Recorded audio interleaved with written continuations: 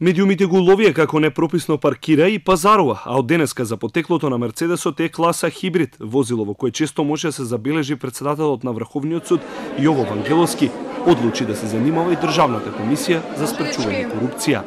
Во анкетниот задолжителен лист навел дека вреди околу 60.000 евра, но списокот на имотот на Вангеловски е долг, а вкупната вредност е над 700.000 евра.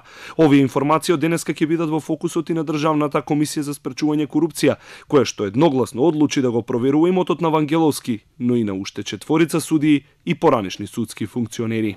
Комисијата заклучи да изврши проверка на податоците од анкетните листови и изјави за интереси на следните лица: Владимир Панчевски, Јово Вангеловски, Александра Зафировска, Светлана Костова и Софија Лаличич.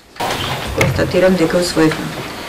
Овие суди дозволиле политиката директно се вмеша во судството и со таа причина се наведени во извештајот на Стейт Департментот за човекови права, во кој се посочува специјалниот извештај на СЈО, стои во образложувањето на комисијата.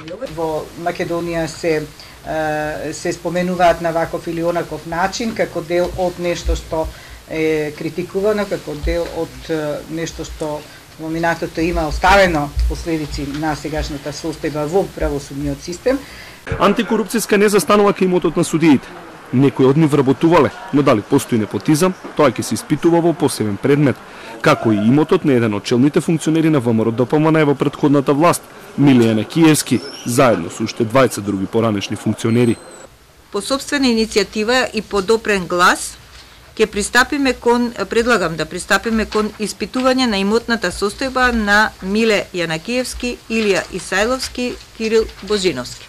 Исто така, по допрен глас ќе отвориме предмети за судир на интереси за Јордан Тасевски, внук на судијата Владимир Панчевски од Кривичен суд, Марија Димитровска, внука на судијата Владимир Панчевски од Кривичен суд и Маја Ристовска, сопруга на поранешниот министер Спиро Ристевски, вработена во МАПАС.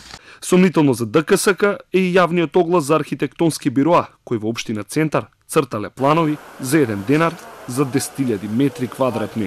Најсимптоматично од сето тоа е изјавата на членот на Советот на општина Центар дека забелешките кои што ги даваат во текот на јавниот увид во расправата и така натаму не се земаат во предвид и истите не се коректив во донесените планови. Кај новиот состав на антикорупционерите кои само денеска обзнание дека ќе проверуваат 30 имиња, допрел глас кој треба да се провери дали е законски вршител на должност директорка на детска градинка во Пробишти Љупка Јаневска и уште 17 други носители на функции да членуваат и во управни одбори на други претпријатија.